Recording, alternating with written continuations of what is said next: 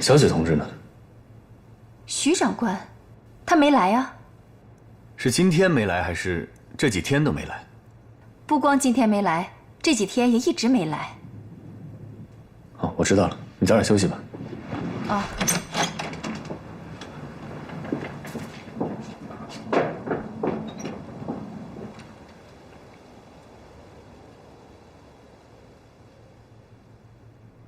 耶律一共进去不到1分钟，应该没有什么违规行为。去问一下张太太，看她来干什么。是。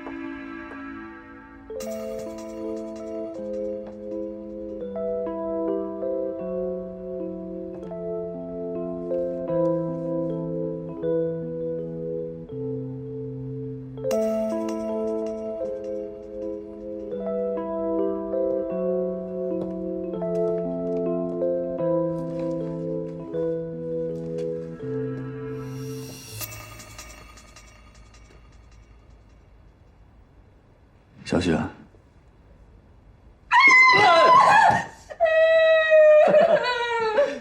是我，是我。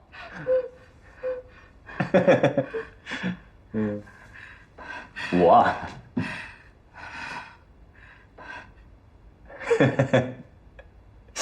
干嘛呀？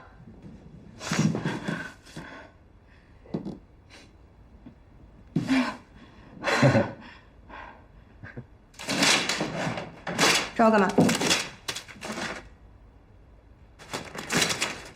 找你有事儿啊？你怎么知道我在这儿的？今天上午你在，这应该怎么说呢？你在教导我的时候，我闻到了你身上有股福尔马林的味道，所以我知道你在这儿。你能找到我不奇怪。说吧，你要跟我说什么？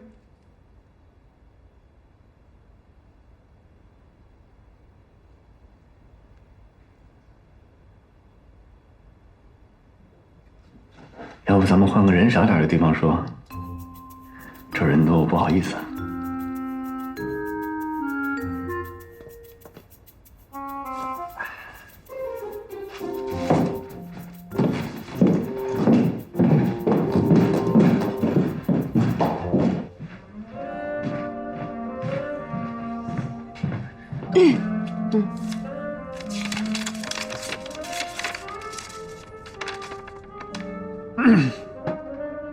敬爱的许留心同志，在向你表达真挚的歉意之前，请允许我先附上我对自己人性缺点上的剖析。我耶律齐这个人，爱嫉妒，有野心，罪恶的念头多得连我自己的思想都装不下。不用念了。那你原谅我啊？原谅，也没什么不原谅的，哈。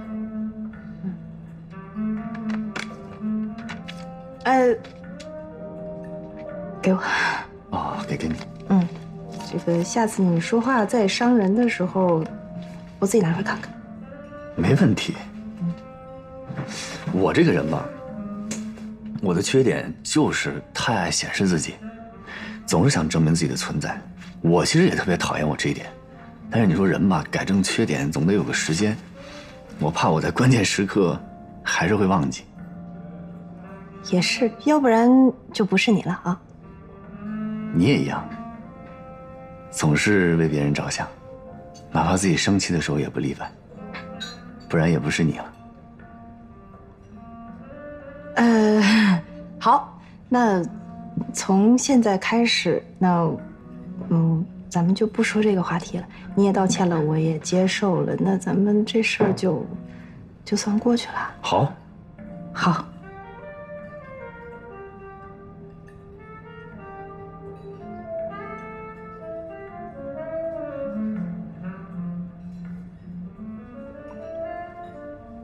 说说案子吧。这个案子我觉得最大的疑点就是小丸子的账目对不上。你想，他以前是要拿$5000贿赂我的人，怎么可能因为$200就丧命了？而且巴比哪吒是魔术师，他不是杀人狂魔，他只是想要回属于自己的钱。如果小丸子把钱给他了，他是不会轻易杀人的。你笑什么？我笑你转得真快。你跟我讲案子，我肯定得转啊，那不然我应该……没事，你继续。小丸子是一个久经欢场的人，他比任何人都了解男人，而且他为了他女儿，他也不会轻易丧命。哎，比如说，要是你，在一个月黑风高的夜晚，一个男人站在你的床头，问你要本来属于他的存单，你会怎么选择？我又不是他，我怎么知道他怎么选择？但事实上，小丸子肯定把存单给了巴比哪吒，不然巴比哪吒怎么取的钱？但问题来了，巴比哪吒既然已经拿到了钱，他为什么还要杀人？而且这钱本来就是他的，他没有抢劫，更没有理由杀人灭口了。有道理。另外别忘了，小丸子曾经试图贿赂过管教，又有外逃前科，而且搜查处的人以前搜过他身好几次，什么都没有搜着，所以他不可能把存单放在自己身上，不然早被搜到了。那会不会是他在进入收容所之前就把存单给藏在哪儿了？小丸子在巴比哪吒的逼问下，他就说出了藏匿的地点。但是这存单不止一张，巴比哪吒呢又想吞并其他人的账单，所以才杀他灭口。你听你推理的多好啊！所以啊，当时这个疑点我没有说，因为说了也没用，别人也可以拿这个分析去做解释。但我之所以怀疑，是因为巴比哪吒在死前的几分钟，他太镇定了。不过这只是我的感觉罢了，不能作为证据。但更重要的是，这是我们老纪上任安保组组长以来主抓的第一个大案，他对我有救命之恩，我不能砸他的脸。我就知道你肯定有私心，原来你拿破案当请客吃饭呢。哎，也不是这样。如果这案子有重大瑕疵，不管是谁，我都不会买单的。而且老纪分析的有理有据的，也不能因为我的一个猜测让他下不来台吧？你呢？你有什么发现？伤口不对，算不算发现？你是指巴比哪吒的伤口？当然是他了。我问过剧场的管事，巴比哪吒有一个明显的重要的特征，他是个左撇子。你说这些人怎么都是左撇子？还有谁啊？卢永华呀。不过他跟这案子没关，你接着说。哦，巴比哪吒的脖子上呢，一共有7道伤口，其中6道都是从左到右由浅至深，这个是很符合左撇子用刀的伤口特征。但唯独致命的那道伤口，两边深浅是一致的，这个是看不出来特征的。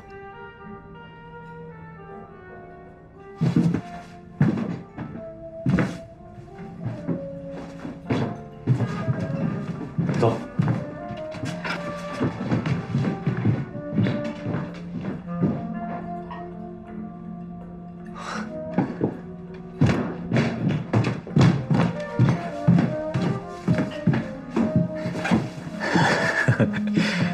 走啊。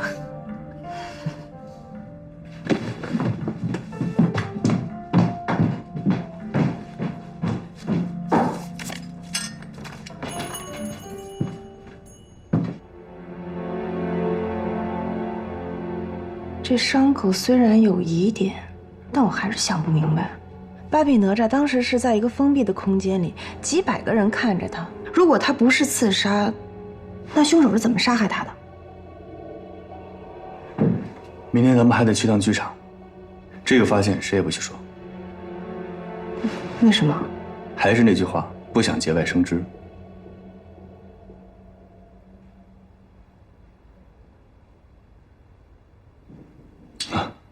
还是那句话，不想节外生枝。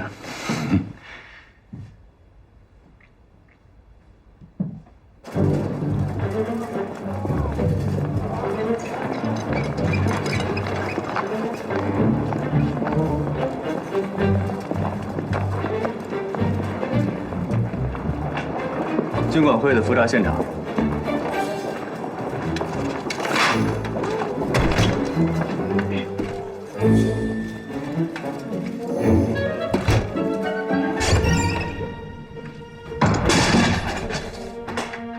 铁蛋儿到，有没有按照我的吩咐把剧场的电路都修好？修好了。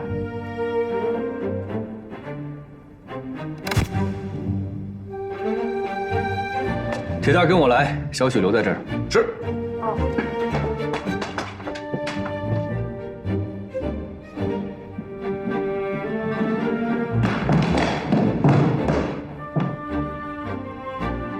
铁蛋儿，到，拿起门板，把自己关在木屋里。是。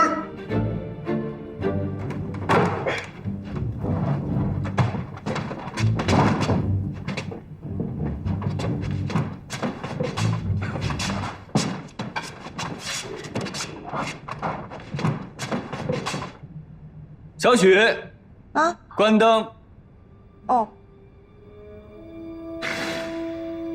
把手电打开。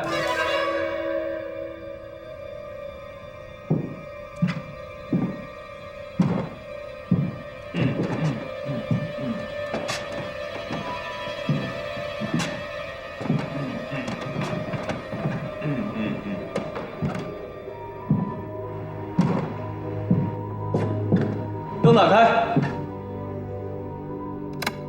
你过来。哦，铁蛋儿，出来吧。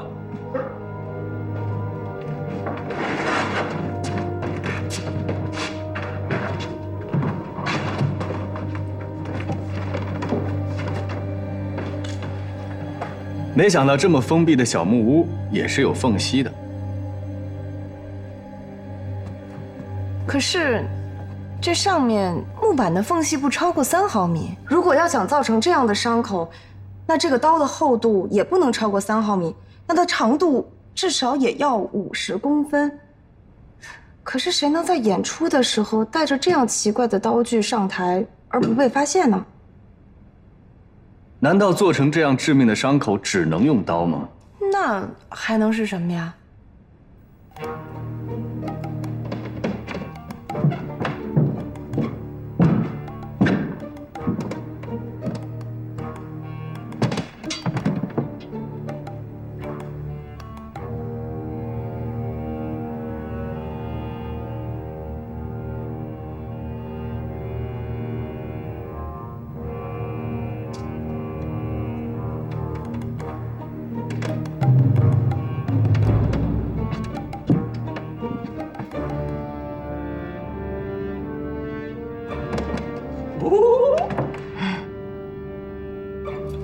小许，啊，把木屋上的每一条木板都做好编号，任何一个细节和痕迹都记录下来，交给我。嗯，铁蛋儿，找一块跟这个一模一样的木板带回去。是。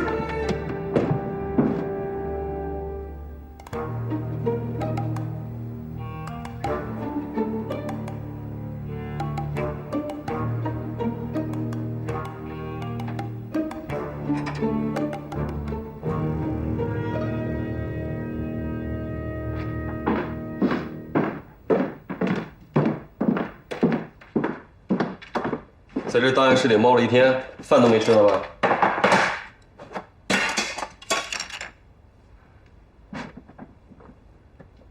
先别忙活了，我来是求你件事儿。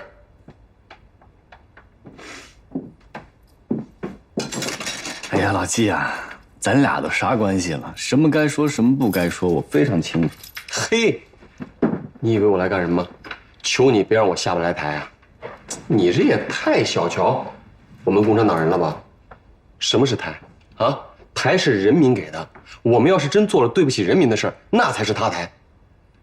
我来就一句话，就算是你把这个案子整个推翻，重新再来，我也发自内心的高兴。咱们只要不放过任何一个坏人，那才是对得起人民。哎呀，看来我还是不太了解你啊。你要这么说，我就放心了。你看，再者说，就算你把这个案子翻过来，重新破了一遍，那是咱们安保组的功劳啊，对吧？这证明再复杂的案子，咱们也能把它搞清楚。我这当组长的脸上也有光。老季啊，这可是你抓的第一个大案呀！我抓的怎么了？我不就是个组长吗？组长是干嘛的？是为你服务的。琪琪，不管到什么时候，你都要记住，正因为是我在当这个组长，你才更要没有顾忌、没有顾虑的去办案啊！出了事儿我担着，有了功劳咱们一起担。你太会说了，你不当组长谁当组长？少来，赶紧吃饭，吃完饭我给你按。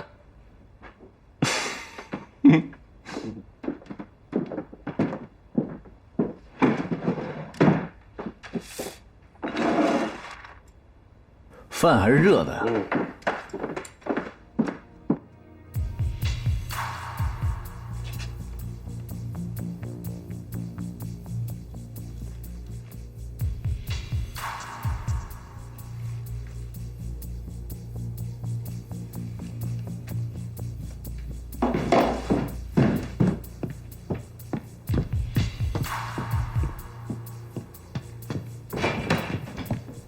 处长在啊。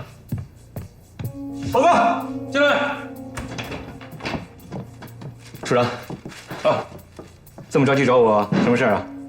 小丸子的案子，还有巴比哪吒的案子，幸亏没结案。是吗？来，坐下说。哎，有什么新发现？哟，这处长，来，坐。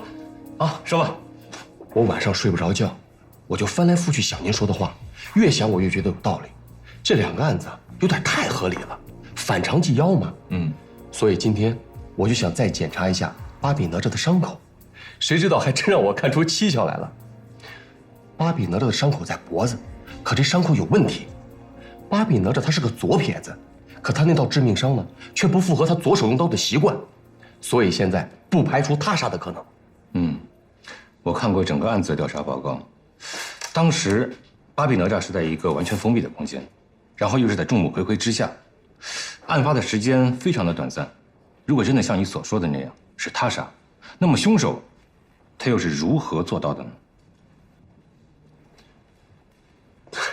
这就不是我能想到的了。不过我相信耶律，他一定能给出合理的解释。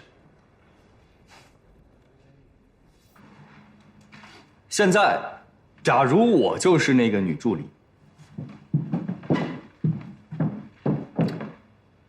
我们有请大师上场，鼓掌。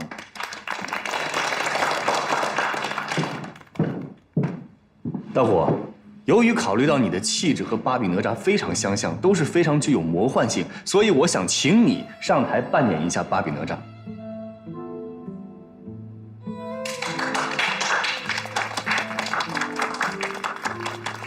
处长，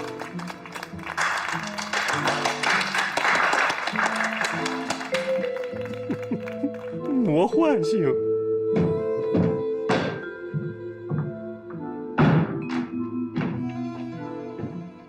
现在我们邀请一位观众上台，亲手捆绑孙大师。再就是教我了，我。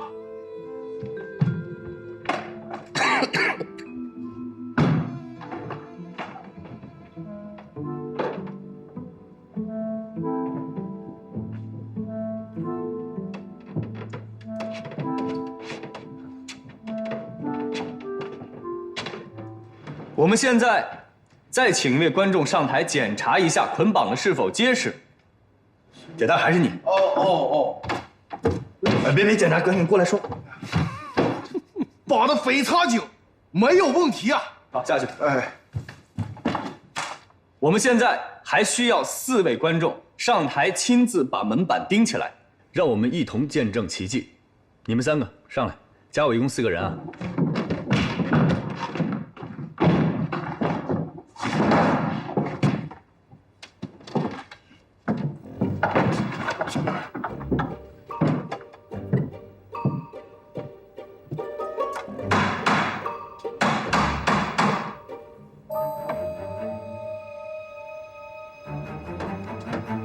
好，现在让我们一起见证奇迹。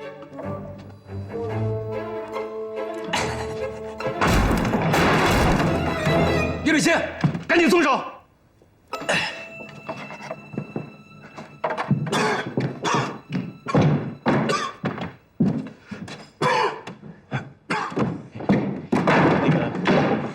我是想更真实的还原现场情况，所以劲儿用的大了一点。大虎，我给你松绑。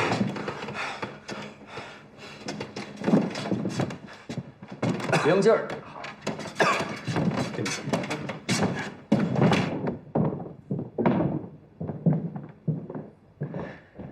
好了，在座的诸位都坐好。没事吧？没事。听我来跟大家娓娓道来。追光！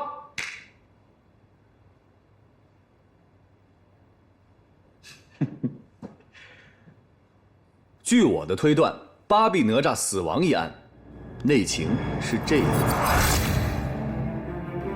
当演出进行到密室逃脱的环节，走上舞台钉木板的那4个观众里，一定有一个人就是杀死巴比哪吒的凶手。只有这4个人，当时既可以接近巴比哪吒，又有机会借查看钉子是否钉紧，走到小木屋的背后而不引起怀疑。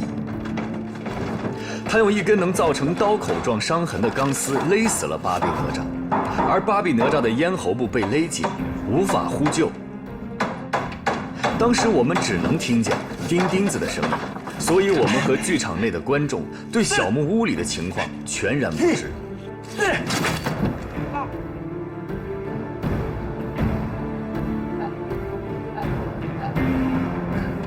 而凶手得手后，随着其他观众离开了舞台。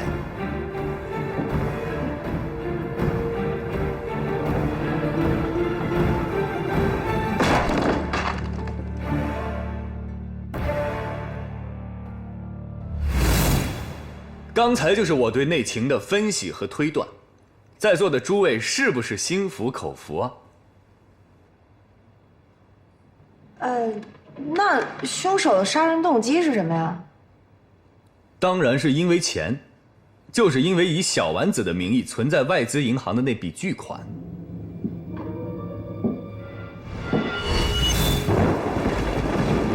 这个要从巴比哪吒杀害小丸子一案说起。巴比哪吒在知道妓院被查封，小丸子被抓后，为了拿回属于自己的存单，铤而走险，用独轮车绝技潜入看守所。对于一个他这样的逃脱术大师来说，挂在小丸子独立监房外的那把锁，简直是形同虚设。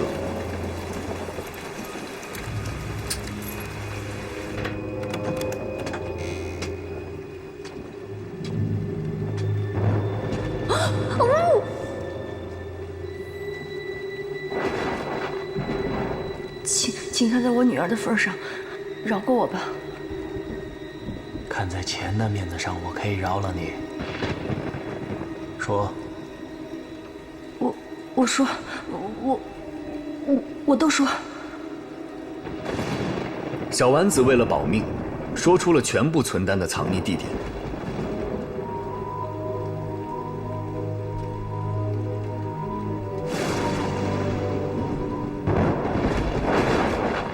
万一你要把今天的事情说出去了，怎么办呢？不会，我不会说的。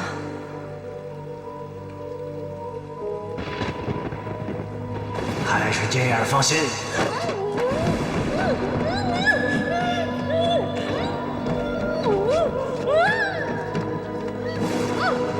巴比哪吒杀人灭口，用小丸子监房内的床单伪造了小丸子自杀的现场。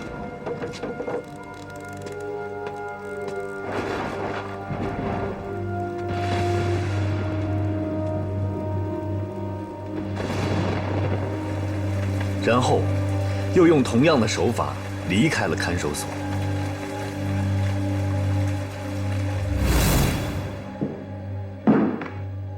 怎么样，小许？还有什么疑问吗？杀巴比哪吒的凶手是谁啊？当然是银行内部人员。为什么？这还用问吗？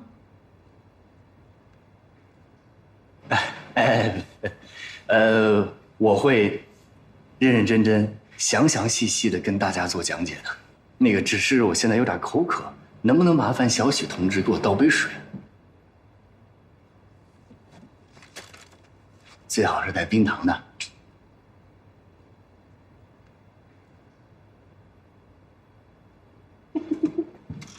个贱货！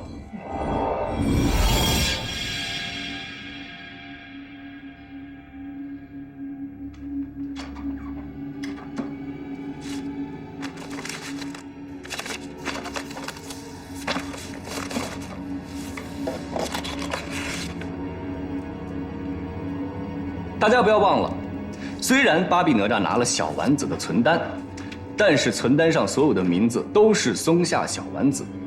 涉及这么大一笔外币，如果没有银行内部人做内应，那么他只有垂涎3尺的份儿，所以他需要一个内应。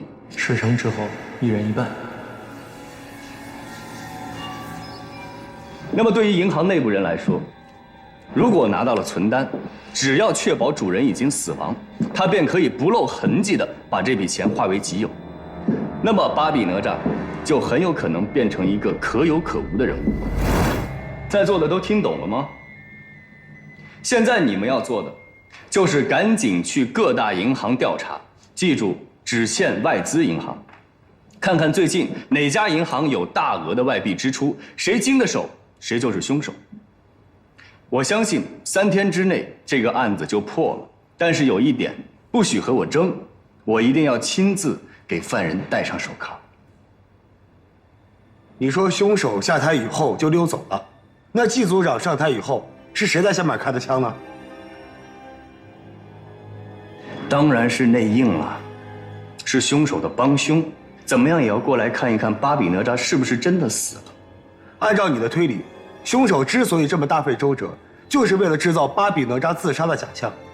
可是他如果在观众席开枪，那不是此地无银300两，引着我们去怀疑他这个案件的性质吗？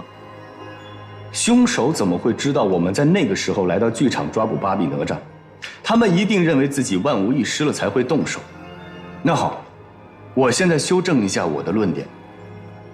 当时留在现场的不是帮凶，正是凶手本人。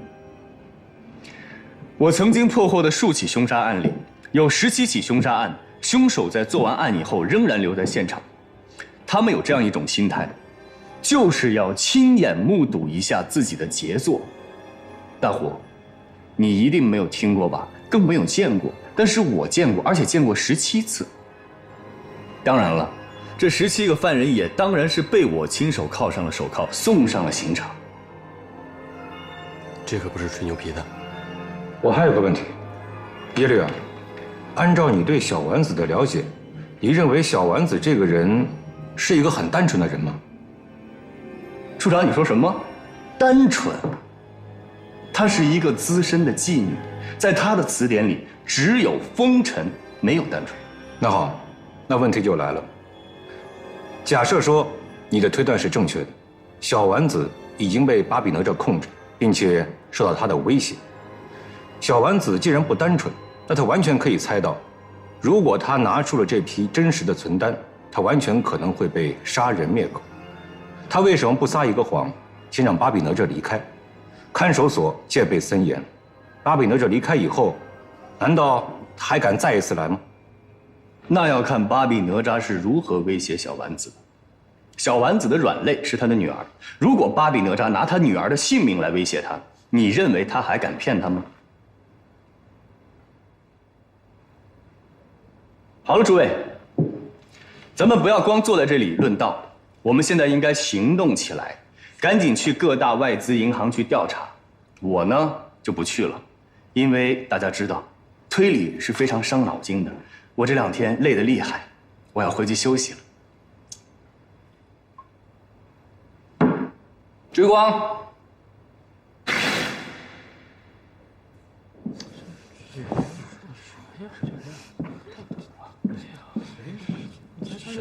什么意思？我觉得说的还有点道理，我也听没听懂，没就是这个。针对耶律齐的推理，大家谈谈看自己的看法。他的推理是唯心主义，不能全信。我倒是觉得起码中了80%。如果耶律齐的推断是正确的，那么这个案子反而变得简单了。盐城的银行虽然多，但涉外银行就这么几家。季组长，你马上组织人手对这些银行进行排查。是。大家散了吧。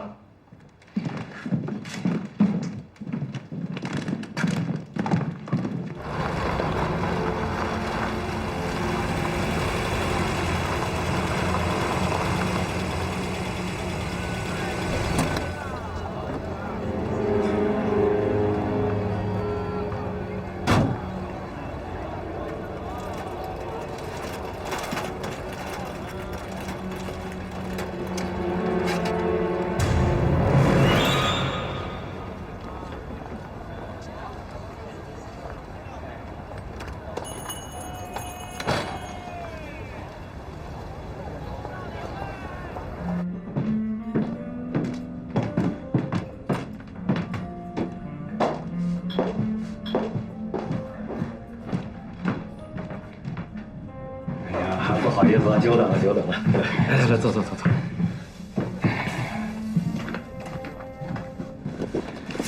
卢兄，我目前手头能调动的贷款就只有这些。不过这些应该够你们夫妇打点港英当局办理入境的。刘兄，哪用得了这么多呀？哎呀，穷家富路拿着用吧。笃信兄弟呀，你对我们可真是再造之恩了。就我们到了香港之后，就如同那个游龙入海，必有一番新天地的。到时候你在那边有什么事情，尽管吩咐我们呀。啊，还有这个钱一定会还的。哎呀，我跟卢兄，我们是多年的球友，这朋友相助，谈不上什么恩典。话说回来了，真要是事成之后，那我自己在香港还落个朋友。是。哎呀，行情我也打听过的，这些钱打点下港英当局是够的，只可惜共产党不兴吃黑钱的，要不然啊，出境手续都办下来了。怎么，出境手续还没办妥啊？要不要找耶律啊？他是军管会的红人，这一招先吃遍天。要不，我做东，请他出来吃个饭，请他帮忙。他已经帮过我一次了，给我引荐了秦处长，秦处长也答应帮忙。我看这2天我再找个机会催催耶律，让他帮我打听一下事情的进展。哦，那好，先这样。哎，耶律这人啊，吃软不吃硬，多给他说好话，多戴高帽。啊，晓得。哎，我送送你。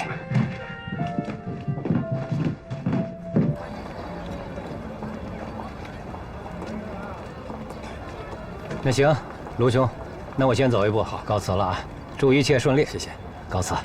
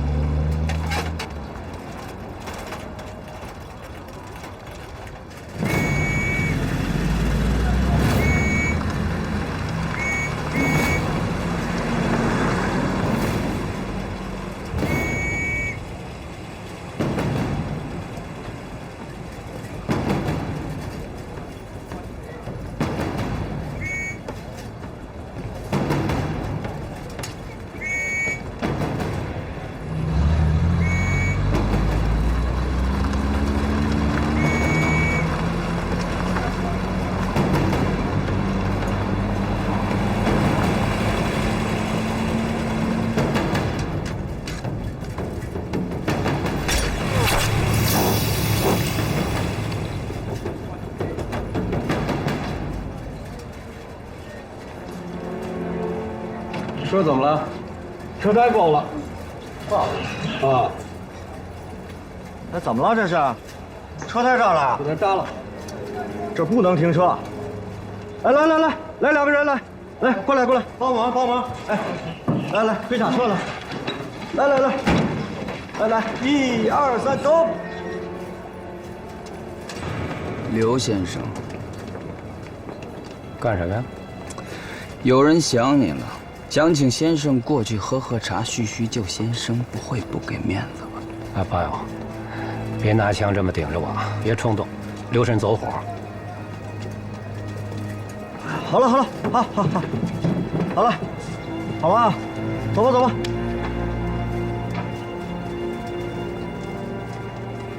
行了，修好了你自己回去吧，我有点事儿，我先走了。好的。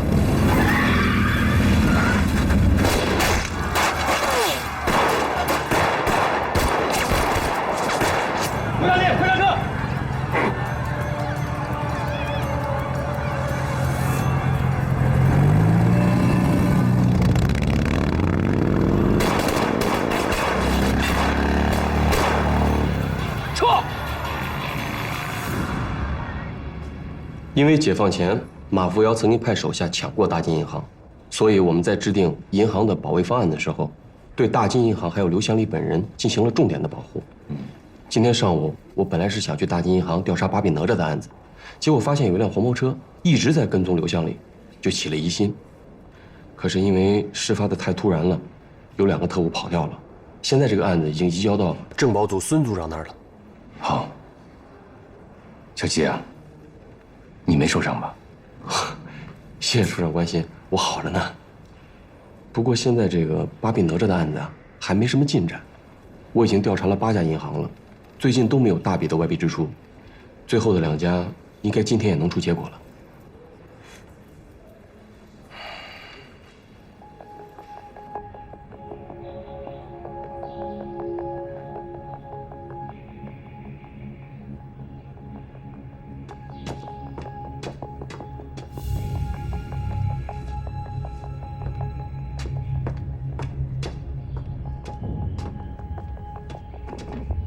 差一点就得手了。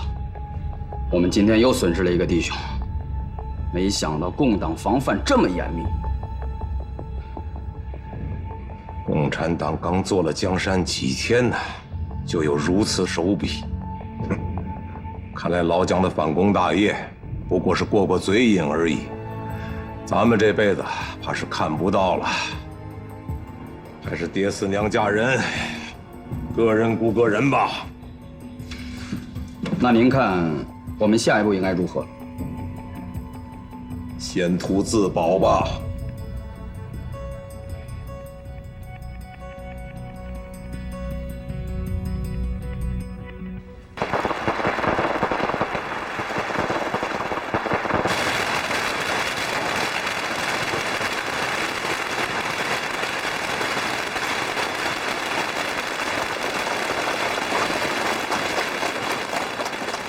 怎么样，在我的带领下，案子破了吧？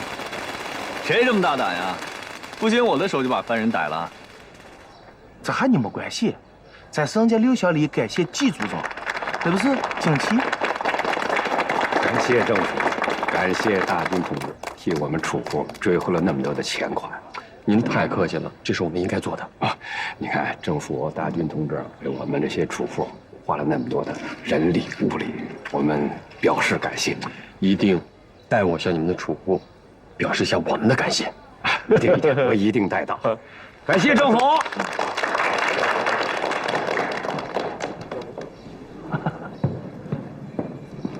哎，耶律，处长请你过去一趟。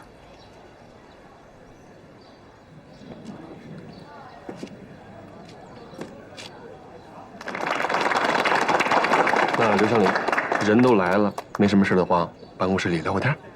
啊，那好，行，好。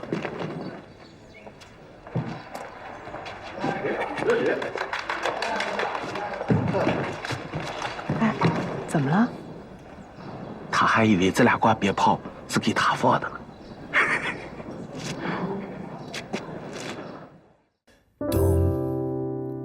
月光下的城，北风中是谁的白雪皑皑，凌乱的脚印。冻僵的行李不必打开，免得逃避难为情。船死都不愿改不掉总是对我很慷慨，交给我的心习惯了偏执的距离，一再小心也逃不过易碎的你。在哪里等着你来把这心打开，别说你不怕被害，在哪里等着你回来，来去也许不该错过彼此的精彩。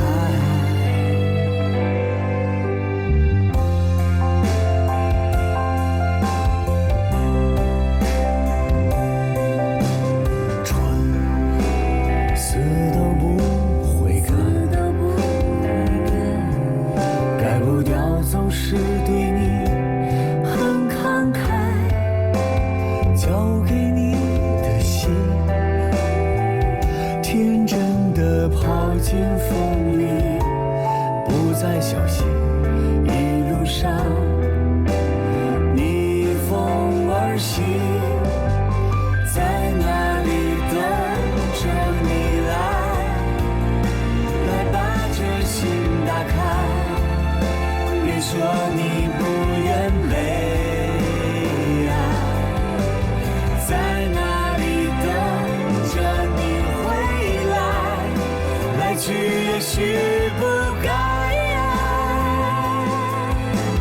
错过彼此的精彩，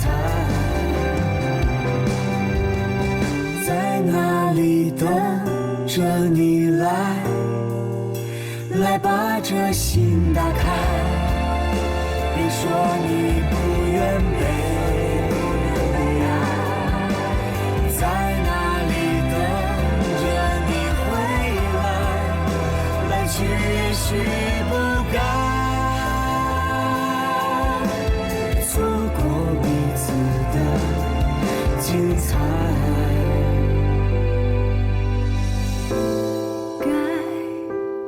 或是不该，那么一定是精彩，精彩的不该。